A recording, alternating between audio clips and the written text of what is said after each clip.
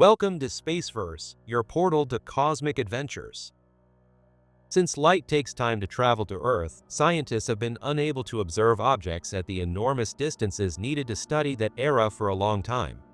As a result, our understanding of the early universe is still limited. Due to the inability of telescopes to detect things that far away, no data regarding events occurring during that time was available until recently. Until the James Webb Space Telescope JWST was launched, it was impossible to observe galaxies at such large distances. These faraway galaxies have baffled astronomers for a long time since they don't fit the model of primordial galaxies. While it is not surprising that existing theories and models are strong, what is remarkable is the abundance of new ideas and hypotheses that are being put up to account for the unexpected characteristics of the early universe. In the weeks since a study by Gaw and colleagues was published, this has become more clear. Their paper tackles the long-standing problem of overmassive galaxies found by JWST, which has been debated on several research platforms since their discovery and early attempts to explain them. This overmassive galaxy phenomenon has another potential explanation, which Gaw and colleagues have put forth in their most recent work. Theoretically, they imply that their very existence is predicated by Mond-modified Newtonian dynamics, a competing theory of gravity that rejects dark matter as an explanation for the cosmos. The presenter starts off the presentation by briefly reviewing the overmassive galaxies issue with the JWST. After that, they clarify the claims made by Gaw and colleagues, who propose an alternative theory of gravity called Mond as a solution to this problem. The film concludes by discussing the limitations of this assertion and its wider ramifications, such as whether or not this proves that dark matter does not exist. In March 2023, Webb and colleagues announced the finding of 6 faraway galaxies in JWST data that were significantly brighter than predicted. At the time, the channel covered this discovery. It goes on to explain that a larger luminosity, the amount of light a galaxy emits, usually means that there are more stars in the galaxy, which means that the galaxy is heavier and has more mass. Astronomers use models that predict the masses of galaxies to find out how large these objects must be to generate the light that has been observed. Webb and colleagues found that the 6 galaxies they studied were significantly more massive than predicted given their distances when they used these models.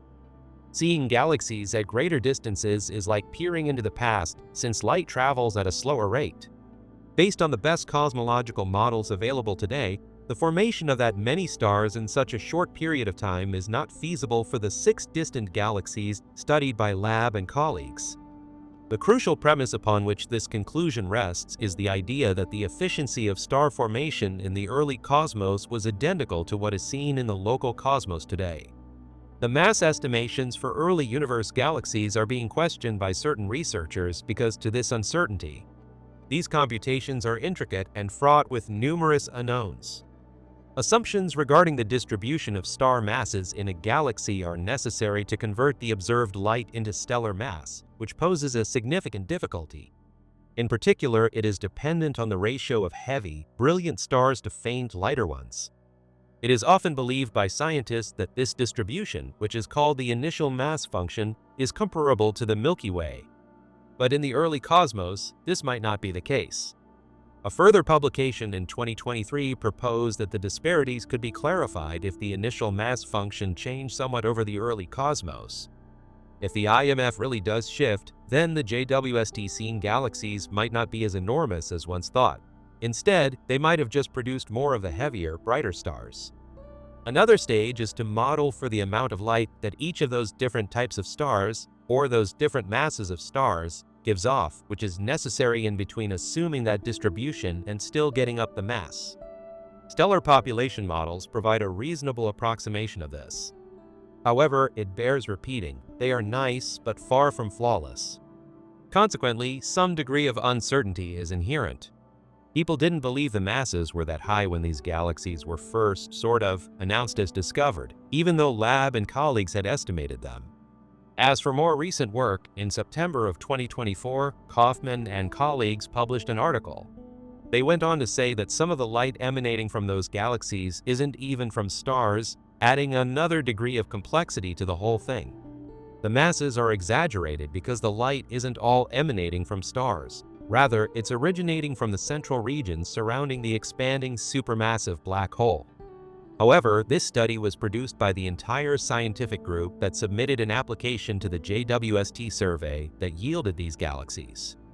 As a result, they had access to the complete dataset, which allowed them to discover many more of these huge galaxies in the early universe through JWST imaging. We should expect twice as many large galaxies in JWST's evidence of the early universe than there are, according to our best model of the universe's formation and evolution, even though they weren't necessarily overmassive. The formation of stars or galaxies is obviously occurring at a different rate or efficiency in the early universe. Whatever the case may be, the evidence suggests that the most popular explanation of the cosmos is flawed. We don't know what it is just yet. Plus, it's thrilling because there are a plethora of potential perpetrators. It heralds the arrival of fresh knowledge. A lot of people would have thought it was strange if that weren't the case. After all, our current best model of the cosmos is based on data collected by ground-based telescopes that conduct large-scale galaxy surveys and the Hubble Space Telescope, neither of which can see as far into the past as JWST. So it was inevitable that JWST would cause a stir. It was simply unclear how. Various theories have been put forward to account for the observed phenomena. This leads us to the second part of the article, which explains how McGaw and colleagues propose to address this issue by incorporating a different theory of gravity into the most accurate model of the cosmos. This theory is called MOND, which stands for Modified Newtonian Dynamics. For objects with extremely minute accelerations caused by gravity, the widely learned equations of gravity, the ones taught in high school, are basically modified marginally. Since it does not provide the most compelling explanation for the universe as we know it, MOND is formally categorized as an alternative theory of gravity. However, according to Einstein's theory of general relativity, the influence of gravity is directly proportional to mass. This means that space itself is curving due to heavy things, and the curvature increases as the object's mass increases.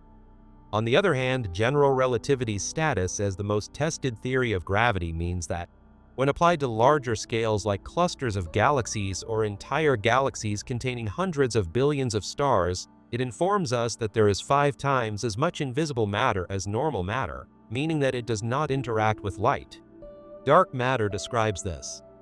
Additionally, a mountain of evidence, derived from both theory and simulations, has been accumulated over the last 100 years in support of dark matter.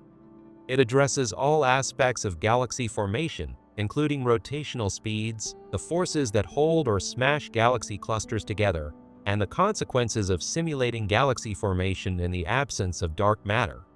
Particle physicists have a detailed description of the universe's constituents, but they still lack a particle that may account for dark matter's observable behavior. This presents a significant obstacle to the concept of dark matter. We don't need dark matter on such massive proportions to explain our observations of the universe, and scientists have never found a new particle outside of that model that could account for dark matter. Consequently, numerous different alternative theories of gravity have emerged throughout the years. Several of these theories have been covered in previous videos on the subject, but MOND, initially published in 1983 by M. Graham, is likely the most famous of them all. These competing explanations of dark matter are currently the focus of investigation by several academics at institutions all around the globe. No, this is mainstream research. This is not being ignored in any kind. Because this is a pressing issue for the scientific community, there is constant debate and investigation into alternative gravity theories that do not rely on dark matter. MOND can explain some cosmic phenomena, like galaxy rotation curves, but struggles with others, such as wide binaries observed by Gaia. A comprehensive 2022 review by Bannock and Zhao covers both MOND and general relativity, with the latter currently having more observational support, especially in favor of dark matter's existence. Today, the Lambda CDM model, featuring cold dark matter and dark energy, remains the leading cosmological framework, aligning well with data from telescopes like Hubble. However, new data from JWST could challenge this.